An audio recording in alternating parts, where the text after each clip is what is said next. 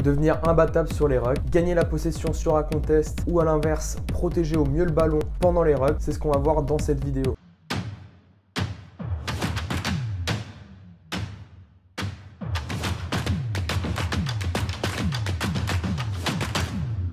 Salut à tous et bienvenue sur la chaîne Barbell Préparation Physique. Aujourd'hui, on parle des rucks, comment devenir meilleur au ruck, et ça du point de vue de l'opposant qui cherche à contest et grappiller le ballon, mais aussi du point de vue de l'aide au porteur qui va venir soit déblayer, soit s'ancrer pour protéger le ballon. Le premier axe dont je voulais parler, c'est l'avant-ruck. C'est tout ce qui se passe avant l'action de ruck, avant que tu viennes en aide au porteur par exemple. Ce que tu vas devoir travailler pour cet axe-là, c'est ta vitesse et plus précisément ta vitesse de réaction. Puisque entre le moment où tu es à côté du porteur de balle qui va à l'action, qui va au contact et le moment où il y a un ruck, eh bien, il va se passer peut-être 1 seconde, 2 secondes et il va falloir réagir le plus vite possible et prendre la meilleure décision possible pour l'équipe. C'est pour ça que travailler ta vitesse et notamment ta vitesse de réaction, ça peut t'aider à être plus rapide et meilleur sur tes rucks.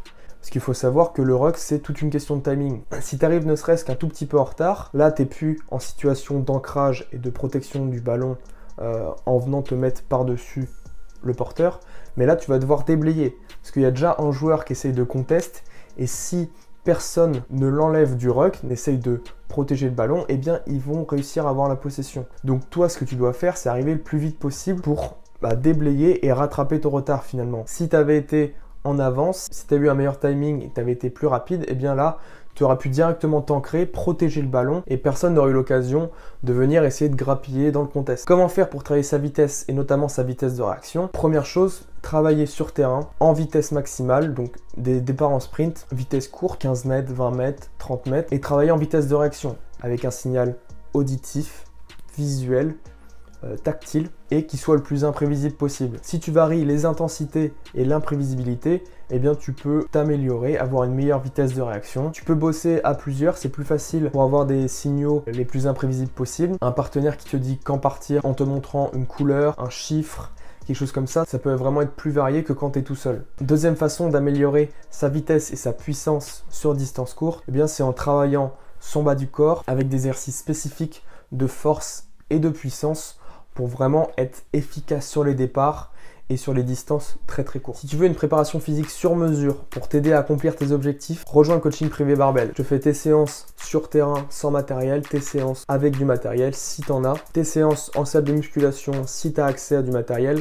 Si tu n'as pas accès à du matériel, on s'adapte également. Je fais tout en fonction de ta personne, ton poste et tes objectifs pour que tu aies quelque chose de plus pertinent pour vraiment t'aider à accomplir tout ce dont tu as envie dans le milieu du rugby. Que ce soit atteindre le haut niveau, une certaine division ou juste t'épanouir dans l'activité, tout est fait pour ta personne et tes objectifs. Clique sur le lien en description et rejoins le coaching privé Barbell. Deuxième axe de travail, c'est sur l'ancrage. Comment ne pas se faire bouger et protéger efficacement le ballon. Première chose, c'est le gainage qui doit être irréprochable. Il faut que tu sois habitué à être dans cette position 4 appuis quand tu viens t'ancrer. Et pour ça, rien de tel que juste reproduire cette même position et la bosser à l'entraînement pendant ta prépa physique. Reprends cette position 4 appuis et essaye d'ajouter de la résistance, des pressions extérieures pour reproduire un effort de match. Si tu es tout seul, ça peut être juste être dans position, trouver une charge, donc un haltère, un kettlebell et venir le déplacer, changer de main, et essayer de reproduire un effort de force et de résistance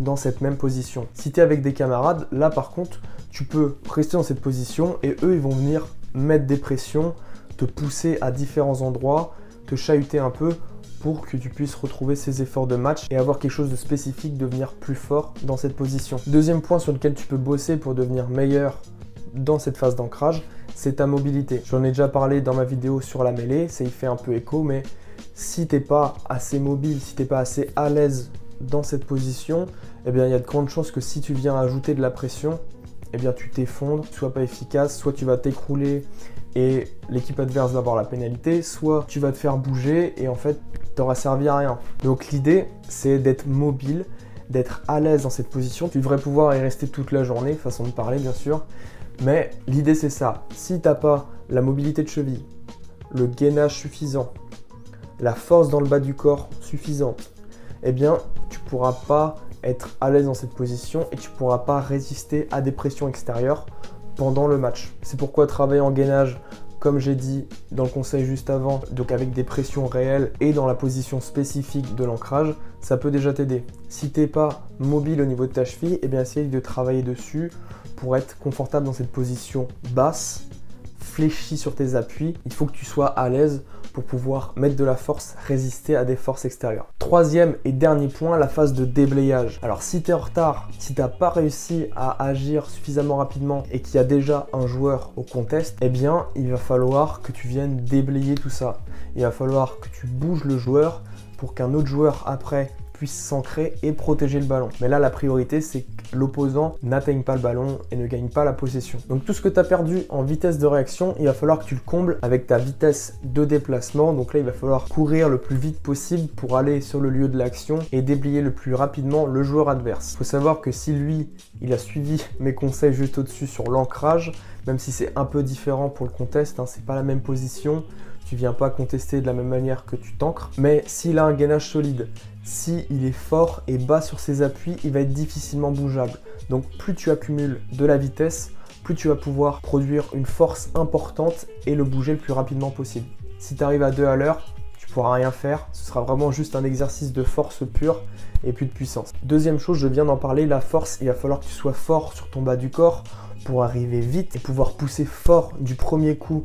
Pour déplacer le joueur au maximum, il va falloir que tu aies de la fréquence d'appui et en même temps que tu puisses pousser avec ton haut du corps et avec ton bas du corps. Donc là encore, force bas du corps et un bon gainage. Il va falloir que tu aies un tronc et une ceinture abdominale solide pour déplacer la personne. Mais en vérité, tout ça, ça reste assez accessoire et pas vraiment spécifique. Il n'y a pas de manière spécifique de bosser le déblayage hormis pratiquer le déblayage. C'est un peu comme le plaquage. C'est tellement technique, il faut tellement le pratiquer pour devenir meilleur et savoir où est-ce qu'il faut pousser, à quelle vitesse il faut que j'aille, quelle force il faut mettre à tel endroit. Pour moi, c'est quelque chose qui vient plus avec la pratique et la technique. Ce sont ces deux aspects qui permettent de vraiment être meilleur sur ce type d'action. Mais tout le travail accessoire, même s'il est accessoire entre guillemets, le travail de préparation physique reste essentiel. Parce que même si tu sais très bien comment faire et que ça marche très bien, je sais pas, sur des joueurs qui font 60 kg, eh bien c'est pas dit que sur des joueurs avec des poids à 3 chiffres, ce soit la même chose.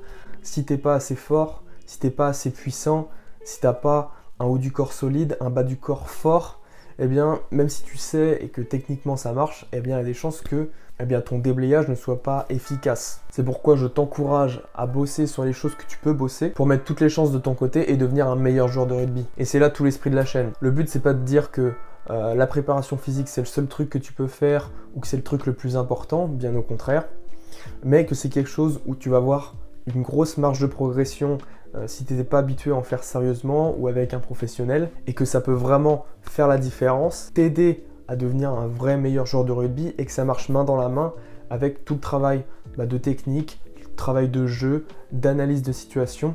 Ça va de pair. C'est pour ça que moi je vais encourager les gens à s'améliorer à travers la préparation physique. D'ailleurs, je suis très content des athlètes que j'ai en coaching, les résultats sont bons et j'en suis très fier. Et j'aimerais bien en aider plus d'entre vous. Donc si tu veux devenir un meilleur joueur de rugby, atteindre un meilleur niveau ou t'épanouir dans ton activité, rejoins le coaching privé Barbell. Tous les liens sont en description. C'était tout pour cette vidéo, j'espère que ça t'aura plu et que tu sais maintenant comment être meilleur sur tes rucks. N'oublie pas de t'abonner si ça t'a plu et d'ici là, je te dis à la prochaine.